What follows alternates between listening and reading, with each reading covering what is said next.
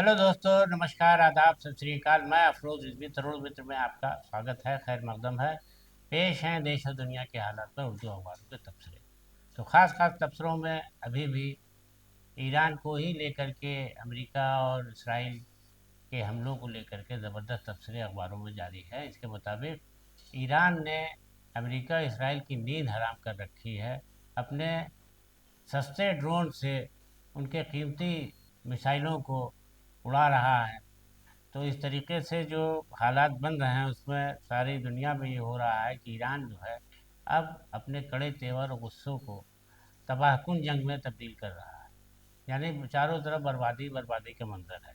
और इसको लेकर के ईरान में जो ड्रोन बनाए जा रहे हैं वो बहुत कीमती नहीं है, जबकि अमेरिका के अरबों डॉलर के मिसाइल को तबाह कर रहा है। उनका पूरा जो डिफेंस सिस्टम है वो एकदम तबाह कर दिया है, कुछ नहीं बचा है। तो इसके जो अखबारों में कहा जा रहा है कि अब अमेरिका के खुद में एक अखबार की एनबीसी की एक रिपोर्ट में ये बात आई है सामने कि सस्ते और महंगे ड्रोन से महंगे मिसाइल तबाह होने के बाद अमेरिका ने फिक्रमंद हो गया है और लगता है कि वो किसी बड़े हमले की तैयारी में जुट गया है। बहरहाल, अब दोनों देशों के अंदर जो चल रहा है, एक दूसरे को जो नुकसान पहुंचा रहे हैं, उससे इनकार नहीं किया जा सकता और जंग के थमने के आसार भी नहीं लग रहे हैं। लेकिन अमेरिका के भीतर इसको लेकर सियासी भूचाल आ गया है। अमेरिका में जो अब तबाही ईरान ने शुरू की है उससे लेकर के वहाँ के सियासी लीडरों ने ट्रंप को घेरना शुरू कर दिया है और उससे सवाल पूछा जा रहा है कि ये जंग आपने किस लक्ष्य को लेकर की थी और वो लक्ष्य पूरा हुआ कि नहीं हुआ, उससे देश का क्या लाभ हुआ। तो अब वहाँ जो उनकी डेमोक्रेटिक पार्टी है उससे जुड़े जितने भी लीडर हैं, उससे रिपब्लिकन पार्टी उनकी जो है उससे उसके लीडर जो हैं उनसे सवाल कर रहे हैं और वो जब उनको जवाब नहीं देते बन रहा है। बहरहाल, ट्रंप अपने अंदाज में ही जवाब देते हैं और अपनों में ही घिरते जा रहे हैं। उनके पास अब कोई ठोस जवाब इस जंग को साबित करने के लिए नहीं बचा है। और उधर बैरूत में एक प्रेस कॉन्फ्रेंस में यूनाइटेड नेशन के महासचिव एंटोनियो गुतेरेस ने ये साफ तौर पर कहा है कि जो जंग इसराइल और अमेरिका ने थोपी है ईरान पर, और अब ईरान जो ज़बरदस्त हमले कर रहा है उसे रोक पाने में यूएन भी अपने को नाकाम महसूस कर रहा है। यूएन की तरफ से ये बात जताई गई है कि चूंकि वीटो पावर वाले देश जो हैं वो इस संस्था को आगे नहीं चलने देते। अगर उस जंग रोकने का कोई प्रस्ताव पारित भी होगा तो वीटो पावर से ये जंग अमेरिका और इसराइल के हक में रहेगी, जिससे इस जंग को रोक पाना बड़ा मुश्किल है। इसमें कहा गया है कि अब ये पहले जैसा संगठन नहीं रहा, और अगर ये पहले जैसी शक्ति इसमें होती तो आज इस जंग को आगे न बढ़ने दिया जाता। बहरहाल, अब यूएनओ जैसा ऑर्गेनाइजेशन जिससे सारी दुनिया ये महसूस करती है कि यूएनओ चाहे तो इस मामले को अपने ज़रिए से ख़त्म करा सकती है, लेकिन दुनिया में इस वक्त सिर्फ तबाही हो रही है। चारों तरफ मारकाट मची हुई है, बम गिर रहे हैं, लोग मारे जा रहे हैं, गैस तेल सबकी संकट पैदा हो रहा है। और जो शहर खाड़ी देशों में खासकर जहाँ पे लोग भारतीय तमाम काम करने गए हैं, अब आने वाले दिनों में जो वहाँ पे संस्थाएं तबाह हुई हैं वहाँ उनके रोज़गार ज़रूर खतरे में पड़ जाएंगे, क्योंकि अब बहुत बड़ी समस्या उठने वाली है बेरोज़गारी की। जो भी विदेशों में, ईरान में भी नौकरी कर रहे हैं, या इसराइल में हैं, या अमेरिका में हैं, या सऊदी अरब में हैं, यमन में, कतर में, जॉर्डन में, तो इन लोगों को अब कारोबार या जो वहाँ नौकरी मिली है, बहुत बड़ा रिसेशन आएगा, जिससे जो है आर्थिक मंदी से इन लोगों को जूझना पड़ेगा। तो अगर ये जंग अभी भी ख़त्म हो जाती है तो हालात शायद बेहतर हो जाएं, क्योंकि जो तबाही के दृश्य दिखाए जाते हैं टीवी पर और अखबारों में, उससे ये लगता है कि सारी भवन और लोगों को जो खतरा हुआ है उसकी भरपाई में बड़ा समय लग जाएगा। बहरहाल, अब देखिए क्या होता है। ईरान भी ये चाहता है कि जंग बंद हो जाए खाड़ी देशों से, तो उसने कहा भी कि अगर आप लोग अपनी तरफ से जंग अमेरिका के उसको ख़त्म कर दीजिए तो हम यहाँ से जंग करना बंद कर देंगे। लेकिन बहरहाल उसमें कुछ समझ में आ नहीं रहा है। तमाम देशों ने अमेरिका का साथ देने से भी मना कर दिया, इसराइल से, अमेरिका से अपने हाथ पीछे खींच लिए हैं, लेकिन जंग थमने का नाम नहीं ले। और उधर भारत में मजहबी आज़ादी की खराब हालत का इल्ज़ाम लगाते हुए अमेरिका के एक कमीशन ने आरएसएस पर, राष्ट्रीय स्वयं सेवक संघ पर पाबंदी लगा दी। अमेरिकी कमीशन जो कि इस मामले को देखता है मजहबी आज़ादी और उसकी स्वतंत्रता को लेकर के कि जिसके प्रति श्रद्धा है, जिस धर्म के प्रति उसका झुकाव है, उसको उसकी रस्म अदा करने में अगर कहीं कोई रुकावट आती है तो अमेरिकी कमीशन इस बात को पूरे देश में देखता है। उसने ऐसा महसूस किया है कि भारत में आरएसएस की वजह से कुछ मजहबी आज़ादी को लेकर के ज़्यादतियाँ हो रही हैं, जिसके बिना पर ऐसा उनका आरोप है कि अब इनको आरएसएस को पाबंदी लगना चाहिए, न सिर्फ अमेरिका में इनके प्रवेश पर रोजा, बल्कि इनके असासों को भी, जो इनके तमाम संसाधन हैं उनको भी जब्त करने की कमीशन ने रिपोर्ट की है। बहरहाल अब इसमें इस तरह की रिपोर्ट आने के बाद संघ क्या इसमें जवाब देगा, लेकिन संघ का भी एक जलसा हुआ है हरियाणा में, जिसमें प्रतिनिधि सभा का सम्मेलन चल रहा है। तो वहाँ पर होश बोले साहब ने ये बात कही है कि भारत को हमसाया देशों में यानी पड़ोसी पड़ोसी मुल्कों में अपने संबंध को अच्छे बना के रखना चाहिए और हर संभव मदद के लिए आगे रहना चाहिए। लेकिन उन्होंने इसके साथ ही बांग्लादेश में हिंदुओं पर हो रहे अत्याचार को लेकर के भी नाराज़गी जताई और कहा कि ये बड़ा दुर्भाग्यपूर्ण है कि भारत जो है सबकी मदद करता है, लेकिन बांग्लादेश में हिंदुओं के साथ इस तरह के अत्याचार हो रहा है। इस दिशा में उन्होंने बहुत गहरी चिंता जताई और इसकी रोकथाम की मांग भी की। और उन्होंने कहा कि ये बहुत ही दुखद है कि इस वक्त जो दुनिया में इसराइल और अमेरिका का युद्ध हो रहा है, लेकिन इससे आरएसएस का कुछ लेना लाना नहीं है, इसलिए उन्होंने इस पर कोई भी टिप्पणी करने नहीं की। लेकिन ये कि अब संघ को लिए ये देखना होगा कि संघ अपने में इस तरह की बात आने के, अमेरिकी कमीशन आने के बाद क्या बदलाव आता है, कि वो मजहबी आज़ादी को लेकर के क्या सचमुच ऐसी कोई रुकावट डालता है जिसको लेकर अमेरिकी कमीशन ने सवाल उठा दिया। बहरहाल वैसे तो मोहन भागवत जी संघ प्रमुख हमेशा अच्छी बातें करते रहे, कहा कि हिंदू मुसलमान आपस में एक होकर के रहें, एक हो, भाई भाई की तरह रहते हैं। और ये है हिंदू के बगैर मुसलमान अधूरा, मुसलमान के बगैर हिंदू अधूरा। तो इस तरह की बातें करके वो हमेशा संतुलन बनाए रखने से देखे जाते हैं। लेकिन बहरहाल अब अमेरिका की इस तरह के रिपोर्ट आने के बाद सारी दुनिया में इसको लेकर, बहरहाल संघ को लेकर के, आरएसएस को लेकर चर्चा तो हो गई। और अपने अलग तरह के अंदाज में बयान देने के लिए मशहूर शिवसेना के प्रवक्ता लीडर संजय राउत ने चीफ इलेक्शन कमिश्नर को हटाए जाने की मांग को लेकर के खुलकर बयान दिया है और खुलकर सामने आ गए। उन्होंने कहा है कि विपक्ष बहुत सही कदम उठाया है, विपक्ष ने ज्ञानेश कुमार को हटाया जाना चाहिए, क्योंकि चुनाव में जिस तरीके की धांधली या जिस तरह की शिकायतें सामने आती हैं उसको लेकर के उस पर अगर शिकायत की भी जाती है तो कोई नहीं सुनवाई करते।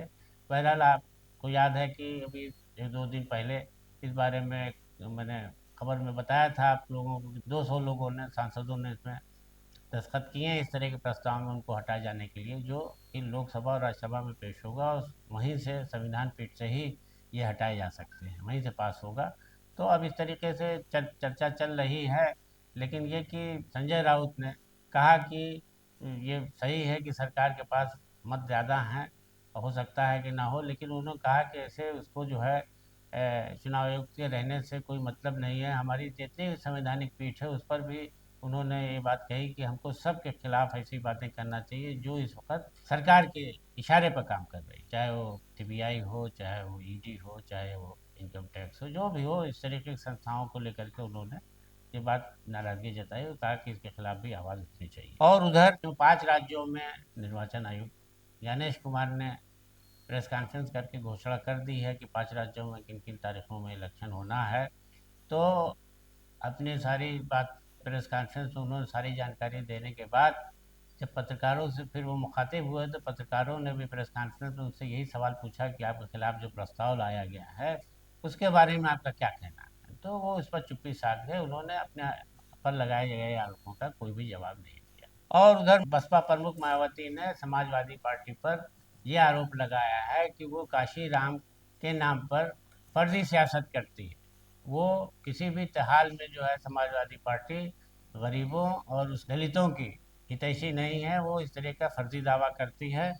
और उन्होंने कहा कि आज समाजवादी पार्टी दावा कर रही है कि काशीराम के बताए उस पर चलती है, उस समाज के लोगों के प्रति बहुत गंभीर है। तो यह गलत है और इसकी चिंता करने के लिए बहुजन समाज पार्टी मौजूद है और वही अपने दलितों और काशीराम की विचारधारा को आगे बढ़ाने के लिए काम कर रही है। जो लोग इस तरह के दावा करते हैं वो सिर्फ काशीराम जी के नाम पर सिर्फ सियासत कर रहे हैं। उधर राहुल गांधी ने काशीराम जयंती के मौके पर काशीराम को भारत रत्न देने की मांग की। इन्होंने कहा है कि काशीराम को राम भारत रत्न मिलना चाहिए, क्योंकि काशीराम जी ने दलितों समाज के लिए बहुत काम किया है और वो इसके हकदार हैं। और मैं चाहता हूँ कि उनको भारत रत्न मिले, जिससे सम्मान उनका बढ़े और समाज से जुड़े लोगों का भी सम्मान जुड़ा होगा। और उधर तेलंगाना में एक ड्रग्स पार्टी में राजनीतिक लोगों को पकड़े जाने पर बड़ा हंगामा मच गया है देश भर में। बताया जा रहा है कि उद्योगपति और रियल एस्टेट के कारोबारियों और राजनेताओं की मौजूदगी में ड्रग पार्टी चल रही थी, जिसमें नशे की का इस्तेमाल किया जा रहा था। अभी तक ऐसे इस्तेमाल ऐसी पार्टियां ज़्यादातर जो है फिल्म इंडस्ट्री या उनसे जुड़े लोगों के बीच, जो पिछले दिनों ये शाहरुख खान के बेटे के साथ ऐसा हुआ था, ऐसे ही कोई ड्रग पार्टी चल रही थी जिसमें स्मैक वगैरह लेने की बात सामने आई थी और पकड़ा भी गया था। उसमें मामला बड़ा लंबा खींचा था, लेकिन अब ऐसे ही मामला तेलंगाना में भी सामने आया है, जिसमें पुलिस ने 10 लोगों को हिरासत में ले लिया। अब उनसे पूछताछ कर रही है, कुछ की वहाँ मेडिकल जांच भी कराई गई, जिसमें लोगों के में नशे की हालत में पाए गए हैं। लेकिन अभी मामला जो है वो चूंकि राजनीतिक लोगों का भी है उसमें, तो अभी उसमें प्रशासन और उसके बीच टकराव शुरू हो गया है कि ये कहा जा रहा है नेताओं की तरफ से कि प्रशासन गलत फंसा रहा है, जबकि प्रशासन को पुलिस की तरफ से इत्तला दी गई है कि यहाँ पार्टी चल रही है, ड्रग पार्टी की नशीली दवाओं का इस्तेमाल हो रहा है, तो इस तरीके की जांच की जानी चाहिए। तो उस पर जब ग्रीन सिग्नल मिला प्रशासन से, तब जा करके वहाँ पर छापा मारा गया है और करीब 10 लोगों को हिरासत में ले लिया गया। बहरहाल अब इसमें क्या कार्रवाई होगी आने वाले समय में पता चलेगा। और उधर ब्राह्मण समाज को लेकर के अभी हाल ही में एक परीक्षा में जो पंडित शब्द का इस्तेमाल किया गया उसको लेकर के काफ़ी हंगामा मचा हुआ है। इस पर समाजवादी पार्टी के नेता शिवपाल ने काफ़ी तंज किया है और भाजपा को घेरते हुए कहा है कि भाजपा के राज में पिछले 6 महीनों से ब्राह्मण समाज का जो अपमान किया जा रहा है वह सही नहीं है। उन्होंने कहा कि परीक्षा में इस तरह का प्रश्न पूछ करके पंडितों के सम्मान को ठेस पहुंचाई गई है। उन्होंने इस पर गहरी आपत्ति जताई है, सरकार से कहा कि वो माफ़ी मांगे। और उन्होंने भाजपा ने कहा कि तो ये कोशिश इस सरकार में की जा रही है कि ब्राह्मणों को कहाँ कहाँ किस किस समय नीचा दिखाया जा सकता है, उसी दिशा में ये काम हो रहा है। उन्होंने भारतीय जनता पार्टी की सरकार की काफ़ी आलोचना इस सिलसिले में की और कहा कि इसके लिए वो ब्राह्मण समाज से माफी मांगे। और उधर बिजनौर में 10 साल की बच्ची को एक तेंदुए ने अपना शिकार बना लिया। बताया जाता है कि बच्ची माँ के साथ खेत पर काम करने गई थी और वो लौट रही थी, तो बेटा बेटी और माँ जब वापस लौट रहे थे तो अचानक रास्ते में एक झाड़ी से शेर निकल आया और तेंदुआ निकल आया, जिससे जो बच्ची को खींच ले गया। और लोगों ने बहुत पीछा किया उसका, तो जब तक वो तेंदुए को भगाते भगाते तब तक वो बच्ची उससे शिकार हो चुकी थी। बहरहाल बच्ची को छोड़ के भागा वो, तो बाद में बच्ची को मरी हालत में पाया गया। लोग हॉस्पिटल ले गए उसको डॉक्टर के पास, लेकिन वहाँ डॉक्टरों ने मृत घोषित। और इसके अलावा एक झाड़ फूक के मामले में सामने आया है कि जिसमें एक व्यक्ति की पत्नी के साथ एक तांत्रिक ने दुष्कर्म किया है, जिसमें वो कि बच्चा न होने की शिकायत पर दवा देने के नाम पर, ताबीज़ देने के नाम पर वो उसको पत्नी के इलाज कराने के लिए ले गया था और वहाँ पर उसने तांत्रिक ने उसके साथ दुष्कर्म किया, जिसको लेकर के जो है बाद में पत्नी ने अपने पति से जब शिकायत की थी, इस मामले में पुलिस को इत्तला दी है। पुलिस ने उसमें जो है मामले में छानबीन शुरू कर दी है। बहरहाल इसके खिलाफ कार्रवाई की जा रही है और इसमें जो है अभी कोई इस तरह की शिकायत सामने नहीं आई है कि ये तांत्रिक कोई ऐसा है जो हर महिला के साथ या इस अपने आने वाले लोगों के साथ ऐसा करता है। लेकिन बहरहाल मामला आया, पुलिस उससे छानबीन कर रही कि हो सकता है कि और भी मामले सामने आए। और उधर हाईकोर्ट ने निजी संपत्ति पर नमाज अदा करने के मामले में काफ़ी अहम निर्देश दिए हैं। जिला प्रशासन से कहा है कि किसी भी तरीके से कोई भी निजी संपत्ति पर अगर नमाज अदा कर रहा है तो आप उसको नहीं रोक सकते। हाई कोर्ट में इस तरीके की शिकायत बदायूं के एक अली शेर की तरफ से दायर की गई थी, जिसमें कहा गया था कि हमारे घर परिवार की मस्जिद है, निजी संपत्ति है, उसमें नमाज पढ़ने पर पुलिस जो है वो रोक लगाती है, अड़चन डालती है। तो हाई कोर्ट ने इस मामले में, इससे पहले भी वो कोर्ट में अदालत में उन्होंने इस तरह की थी जहाँ पर ठीक से सुनवाई नहीं हुई पुलिस और उसमें अफसरों से, तो हाई कोर्ट की तरफ रुजू हुए। हाई कोर्ट ने कहा है कि प्रशासन को या शासन को इस तरह का कोई अधिकार नहीं प्राप्त है, क्योंकि जो अपनी निजी संपत्ति में अपने धार्मिक कृत्यों को करता है तो वो उसको पूरी तरह से आज़ादी है। अगर वो सार्वजनिक स्थल पर या सड़क पर या इस सार्वजनिक स्थान पर कोई ऐसा काम करता है और उसमें कहीं कानून में रुकावट आती है, कानून टूटता है, कोई ऐसी बात होती है, तो पुलिस उस पर एक्शन ले सकती है, प्रशासन एक्शन ले सकता है। वरना निजी संपत्ति में अगर कोई अपने निजी मकान में नमाज पढ़ रहा है या अपने घर की बनाई मस्जिद में नमाज पढ़ रहा है, तो उसमें कोई भी अधिकारी जो है उसमें व्यवस्था में उल्लंघन नहीं डाल सकता, और इसके खिलाफ सख्त कार्रवाई की जानी चाहिए अगर कोई ऐसा करता है।